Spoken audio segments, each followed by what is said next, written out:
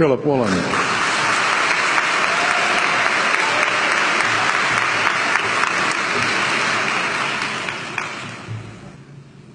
King Lear, late at night on the cliffs, asks the blind Earl of Gloucester, "How do you see the world?"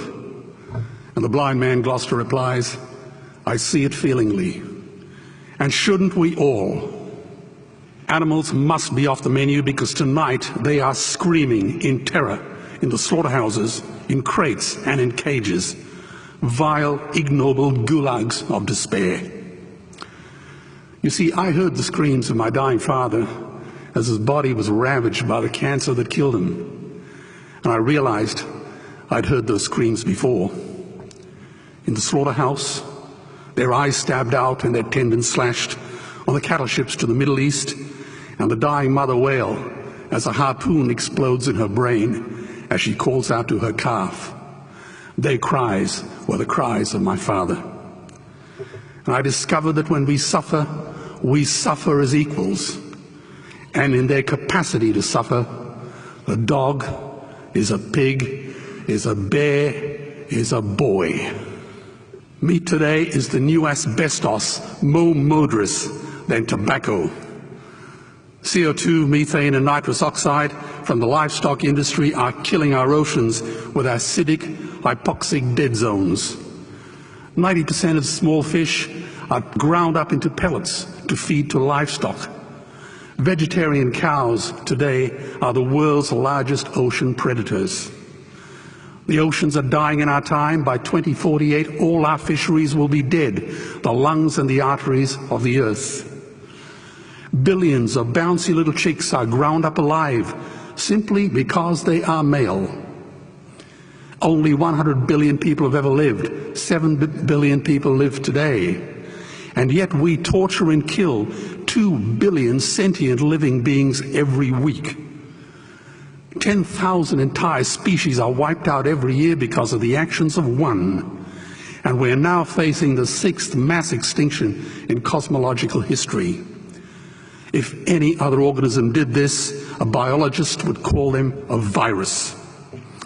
It is a crime against humanity of unimaginable proportions. But happily, the world is changing. 10 years ago, Twitter was a bird sound. www was a stuck keyboard. Cloud was in the sky. 4G was a parking space. Google was a baby's burp. Skype was a typo. And Al-Qaeda was my plumber. Victor Hugo said, "There is nothing more powerful than an idea whose time has come." Well, animal rights today is now the greatest social justice issue since the abolition of slavery. Do you know there are over 600 million vegetarians in this world? And that is bigger than the United States, England, France, Germany, Spain, Italy, Canada, Australia, New Zealand, all put together. If we were one nation, we would be bigger than the 27 nations of the European Union. Can you believe that? And despite this massive demographic footprint, we are still drowned out by the raucous hunt and shoot and killing cartels who believe that violence is the answer when it should not even be a question. Meat kills animals, kills us, and is killing our economies. Medicare has already bankrupted the United States. They will need $8 trillion invested in Treasury bills just to pay the interest, and they have precisely zero. They could shut down every school, Army, Navy, Air Force, Homeland Security, Marines, CIA, and FBI, and they still will not have the money to pay their doctor bills. And our Cornell and Harvard say that the optimum amount of meat in a healthy human diet is precisely zero. Water, as you know, is the new oil. Nations will soon be going to war for it. Underground aquifers that took millions of years to fill are now running dry. It takes 50,000 liters of precious drinking water to make 1 kilo of beef. Today, 1 billion people are hungry. 20 million people will die from malnutrition. Cutting meat by only 10% will feed 100 million people, and eliminating meat will end starvation forever. If everyone ate a Western diet, we would need 2 planet Earths to feed us. We've only got one, and she is dying. Greenhouse gas emissions from livestock is 50% greater than transport, as Peter said. Cars, trains, buses, ships, lorries, the whole lot. And as I travel around the world, I see poor countries who sell their grain to the West while their own children starve in their arms. And the West feeds it to livestock so we can eat a steak? Am I the only one who sees this as a crime? Believe me, every morsel of meat we eat is slapping the tear-stained face of a hungry child. When I look into her eyes, do I remain silent? The earth can produce enough food for everyone's need, but not enough for everyone's greed. We are facing the perfect storm. If any nation had developed weapons that could wreak such havoc on the planet, we would launch a preemptive military strike and bomb it back into the Bronze Age. But it's not a rogue state, it's an industry. The good news is we don't have to bomb it. We can just stop buying it.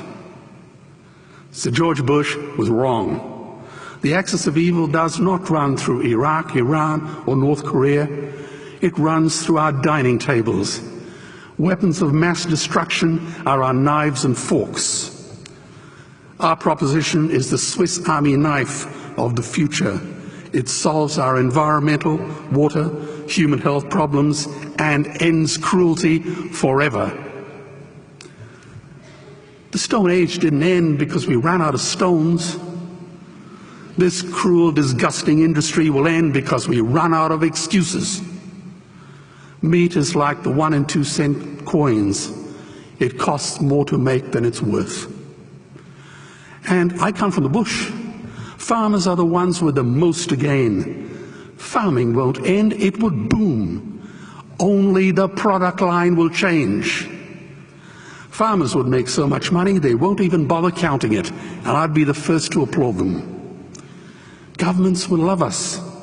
New industries would emerge and flourish. Health insurance premiums would plummet. Hospital waiting lists would disappear. Hell, we'd be so healthy, we'd have to shoot someone just to start a cemetery.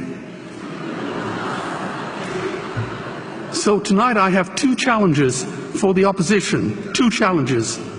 Meat causes a wide range of cancers and heart disease. Would they name one disease caused by a vegetarian diet? And 2, I'm funding the Earthlings trilogy. If the opposition is so sure of their ground, I challenge them to send a copy of the Earthlings DVD to all their colleagues and all their customers. Go on, I dare you.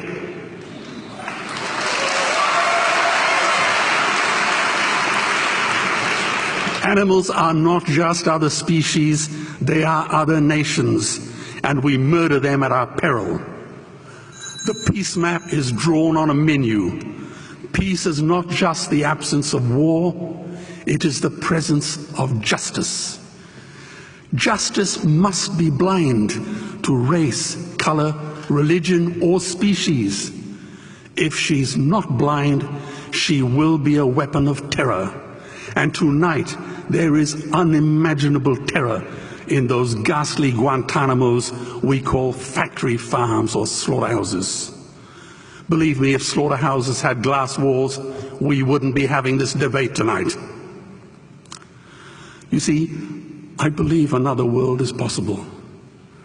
And on a quiet night, I can hear her breathing. Let's get animals off the menu and out of these torture chambers. Please vote tonight for those who have no voice. Thank you.